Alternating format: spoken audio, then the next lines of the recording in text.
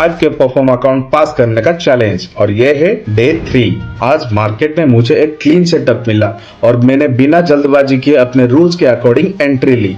Trade लेने के बाद प्राइस ने एक्सपेक्टेड डायरेक्शन में मूव किया और फाइनली ट्रेड प्रॉफिट में क्लोज हुआ। लेकिन इस चैलेंज में मेरा सिर्फ फोकस प्रॉफिट करना नहीं है। मेरा गोल है हर सिंगल ट्रेड में अपने सेटअप, रिस्क मैनेजमेंट और डिसिप्लिन को फॉलो करना। अब देखते हैं क्या मैं इस डिसिप्लिन के साथ 5K डॉलर अकाउंट पास कर पाता हूं। मिलते हैं अगले वीडियो में।